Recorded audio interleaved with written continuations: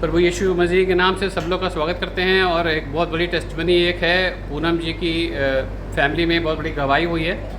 तो पूनम जी, आप अपनी गवाही शेयर करेंगे हमारे दर्शकों के साथ कि कैसे आपकी बिटिया रानी को ऑटिज़म से प्रभु ने चंगा किया। तो आप प्लीज़ शेयर करिए। धन्यवाद हो पिता परमेश्वर का कि जो सर जी मेरा ये कहते हैं ये वीडियो बना रहे हैं। उन्होंने मुझे फर्स्ट टाइम मिले थे लोहिया हॉस्पिटल में, तो वहाँ पर उन्होंने मेरी प्रार्थना करी क्योंकि मेरी पूरी फैमिली ही बीमार थी और डॉक्टर तक ने जवाब दिया था कि अब ना मैं बचूंगी ना मेरी बड़ी बेटी। मतलब पूरा प्राइवेट और कहते हैं सरकारी हॉस्पिटल में जवाब मिल गया था। लेकिन मैं इसके बारे में नहीं बताऊंगी, इसके बारे में अलग वीडियो में आपको गवाही दूंगी।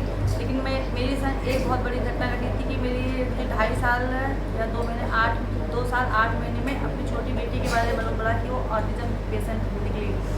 तो मैंने जब ये मालूम पड़ा तो मेरे तो ये पैर से ऑटिज़म क्या होता है मैम, हम शेयर करेंगे दर्शकों। ऑटिज़म का मतलब क्या है, क्या बेटी को क्या दिक्कत थी? ऑटिज़म में ये होता है कि बच्चा आई कांटेक्ट नहीं देता है, वो अपने नेम रिस्पॉन्स नहीं करेगा, सेल्फ टॉकिंग करेगा, भागेगा दौड़ेगा, उसे वो कुछ भी आप करिए, उसे कुछ भी करिए, उसे कुछ मालूम नहीं पड़ेगा, वो अपनी दुनिया में रहता है। ओके जी मैम, आप पूरा गवाही शेयर और करिए। ये जब मेरी बेटी में हुआ था तो मेरे को ये कुछ मालूम नहीं था। जो मेरी मदर ने पहचाना कि तेरी बच्ची नॉर्मल नहीं है, तो मेरे को बहुत दुख भी हुआ। फिर मैं डॉक्टर के चक्कर लगाने लगी, असेसमेंट हुआ कि तो आपकी बच्ची ऑटिस्टिक है। फिर मैं जहाँ पे थेरेपीज होती हैं, स्पीच थेरेपी और ओटी ये सब मैं करवाने लगी। और वहाँ पर ज़्यादा समय नहीं, 45 मिनट या कभी कभार 1 घंटा ऐसे होता था। लेकिन सब उन्होंने रिस्पॉन्स मदर को दी कि आप ही इनको मतलब कर सकती हैं।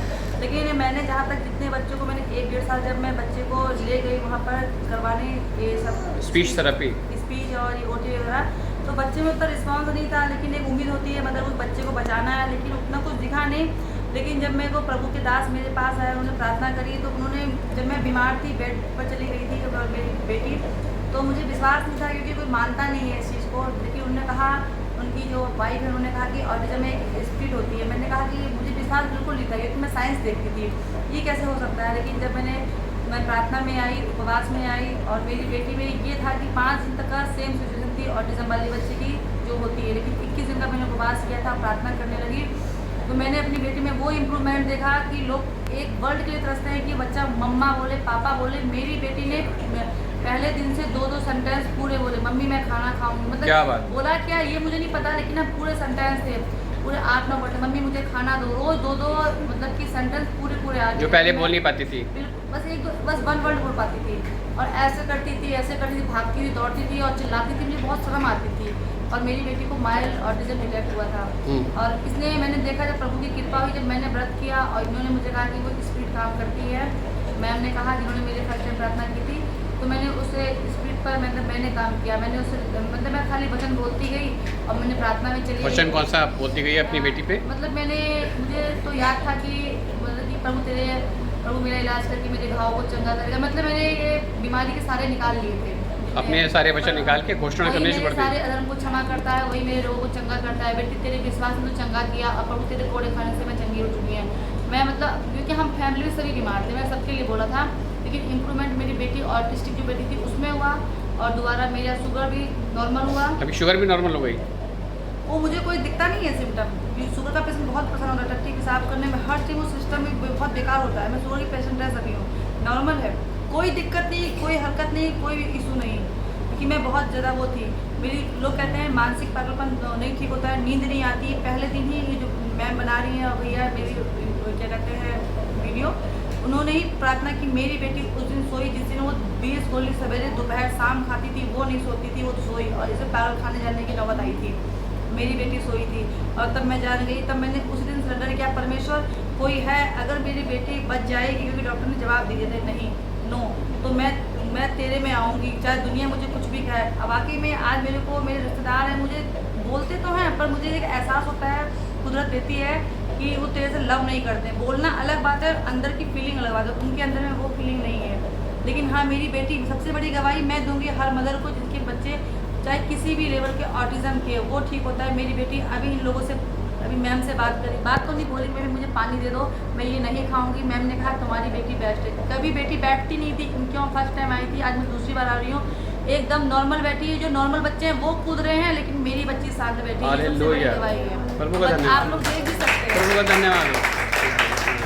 और ये मैंने अपनी बेटी को प्रभु का धन्यवाद देती हूँ। लोग पढ़ाते हैं कि मेरा ऑटिज्म का बच्चा पढ़ ले, वो पढ़ता नहीं है, भागता दौड़ता है। जब मैं प्रार्थना उपवास में चली गई थी दुनिया को छोड़ के, सब मेरे परिवार ही मेरे मतलब काम करने को कहते थे। मैंने कहा मैं काम नहीं करूँगा, जब मेरा समय आएगा तब मैं करूँगी। मेरी बेटी ने खुद बुक लाया, अपने पूरे वर्ल्ड में बोला मम्मी मुझे काम दो, मैं लिखूँगी।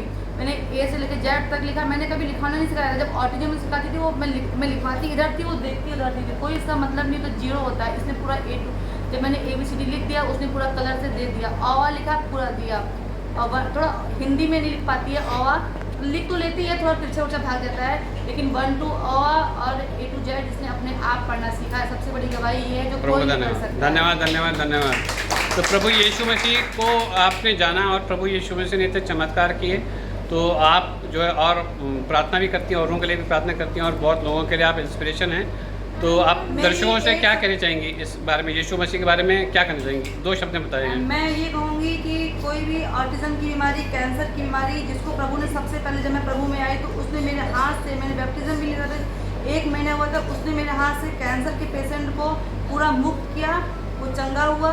और उसका एक कैंसर नहीं था, मुंह में था, गले में था, पेट में था, खाना नहीं पाता था, वो भी डैड जैसे रखो वो डैड क्यों कहा था। मैंने मौत बहुत पहले से मतलब उनको सामने से फेस की। मैंने कहा तू जिएगा।